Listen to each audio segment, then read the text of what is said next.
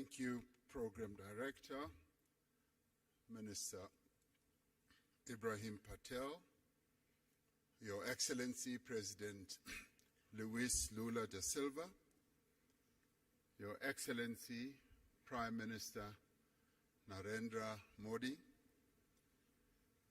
Honorable Ministers and business leaders, and Your Excellency President of the New Development Bank, Ms. Dilma Rousseff.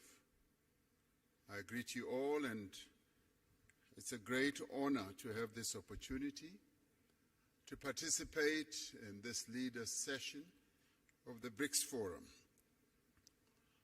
I particularly want to thank Mr. Sim Tshabalala for the report that he has just given, and particularly underline and appreciate the message that is coming from all of you as business leaders about the immense opportunities that you see in investment across the BRICS countries.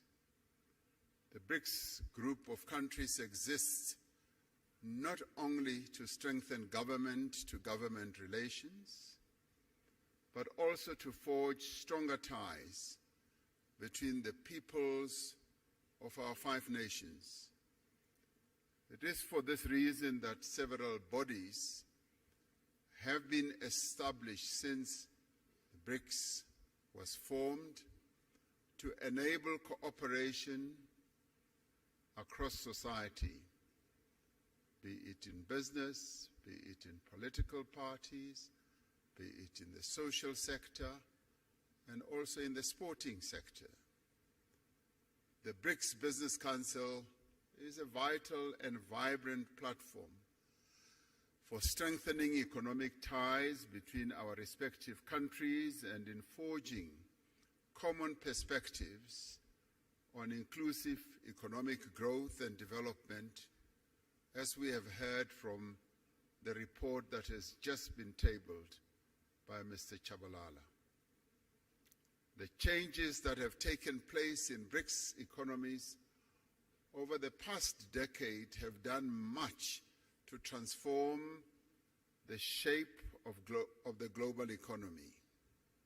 Together, the BRICS countries make up a quarter of the global economy. They account for a fifth of global trade and are home to more than 40% of the world's population. This agglomeration of these 5 countries has a major impact on various aspects of global activity and life. As we celebrate the 15th anniversary of BRICS, trade between BRICS countries totaled some $162 billion last year. Foreign investment has played an important role in the growth of BRICS economies. Total annual foreign direct investment into BRICS countries is 4 times greater than it was 20 years ago.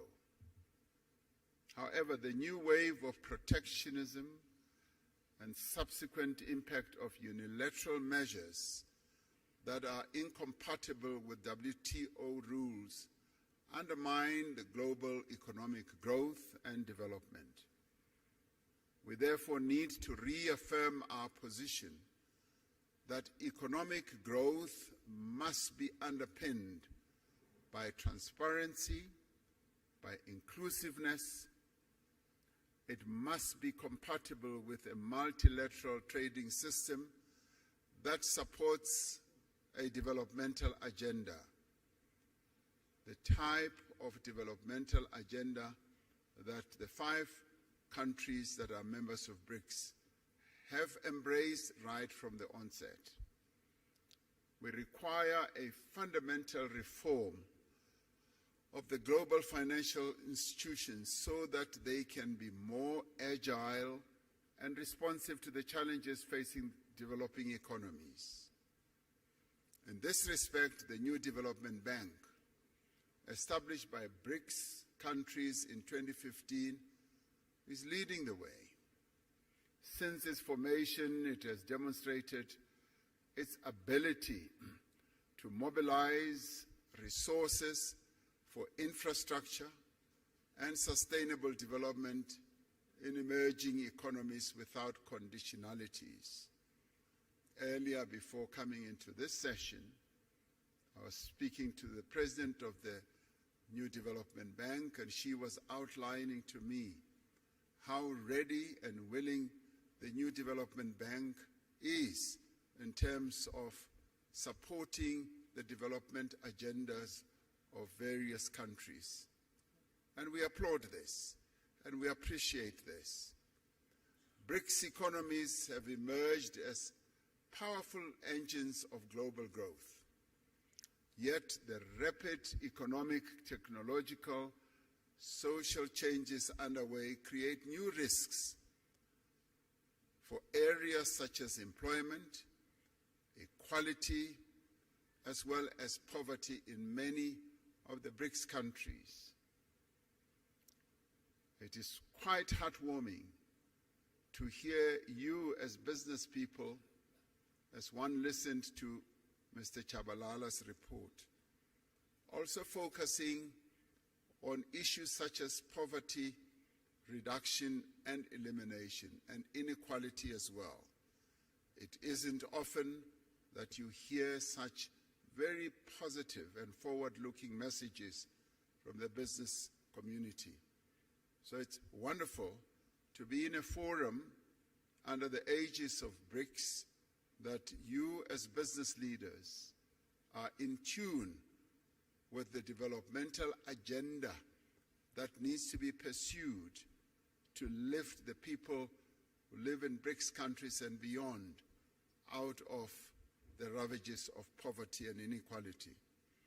We therefore call on the business community to join hands with us to identify solutions to these and many other challenges affecting our respective economies. From a South African perspective, there is massive untapped potential for investment in our country and indeed on the African continent as well. In recognition of this potential, the theme for this 15th BRICS Summit is BRICS and Africa, the partnership for mutually accelerated growth, sustainable development, and inclusive multilateralism. Africa is a continent of great opportunity in industrialization process in a variety of sectors. This continent is rich in the critical minerals that will drive business success in the 21st century. The continent has resources of lithium, vanadium, cobalt, platinum, palladium, nickel, copper, rare earth minerals, rhodium, and many others. And these are the minerals that abound and are driving economic activity across the world. African countries have made it clear that the investors of choice are those who will come and invest in our continent, but also process the resources here, close to source, so that African countries do not export rock and sand, but export finished products as we would like to do. We are developing stronger regional value chains that will connect a number of African countries, providing investors with diversity, with strength, as well as with resilience. The African Continental Free Trade Area creates a single market that is expected to grow to 1.7 billion people and nearly $7 trillion in consumer and business spending by 2030. The success of the African Continental Free Trade Area will require a massive investment in infrastructure. We need to mobilize the substantial financing that is needed to build the roads, the ports, the rail, energy and telecommunications network that will enable industrialization and trade. It is also pleasing to hear that you as the business community, you also see this area as opportunities that you can invest in. Growth in African economies will be driven in the main by small and medium enterprises. This requires focused as well as effective support to these businesses. It is important that specific financing be directed also to women-owned businesses so that they can harness the benefits of the continental free trade area. And we in Africa, as we seek to grow and develop, we are focusing on the empowerment of the women of our continent who have been held back through the years of colonialism, and in our case, through the years of apartheid, through protocols and laws. And we are saying we need to free the women of our continent so that they can trade, so that they can be in business and grow the economies of our various countries. Africa has a young, digitally connected and urbanizing population, a population which provides a stable workforce for companies in the future. The investment in skills development is continuing to grow. These factors all position Africa as the next frontier of productivity and growth. The BRICS countries have an opportunity to contribute to and participate in Africa's growth story. This can be achieved through greater cooperation in areas such as infrastructure, agriculture, manufacturing, new energy, and the digital economy. I was pleased to hear that these are also areas that you as business people are focusing on. South Africa has an important position in growing the African market, facilitated by the Africa Continental Free Trade Area and other free trade agreements. South Africa's industrial strength, our mineral endowments, and our large market opportunities provides a compelling value proposition for companies wanting to establish their businesses here. South Africa has significant industrial capacity with Africa's most advanced industrial innovation and fabrication base. Firms that have invested here recognize that South Africa has deep local capital markets and strong financial systems. We have a diverse and sophisticated economy, and this country possesses world-class infrastructure, skills, abundant natural resources, industrial clusters, and a host of incentives to support investment.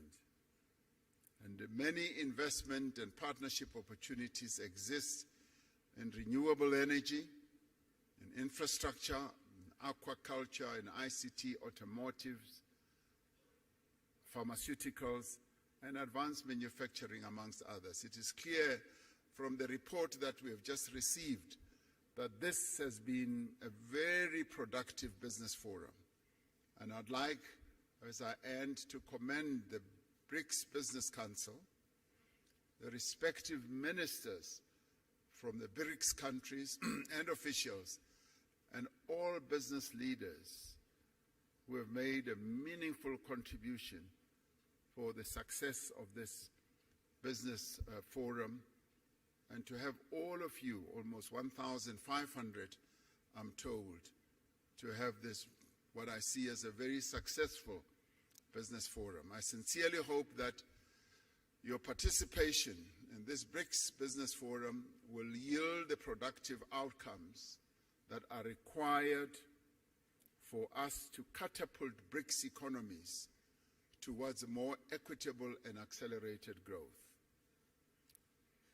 In 2 hours or so, the BRICS leaders will sit together in a retreat to discuss a number of BRICS-related matters, and one of those is the expansion of BRICS. A number of countries, some of which are represented here, are seeking to be part of this BRICS family. And we appreciate that. It goes to show that the BRICS family is growing in its importance, in its stature, and also in its influence in the world. And we will be taking into account the various desires of various countries to be part of BRICS.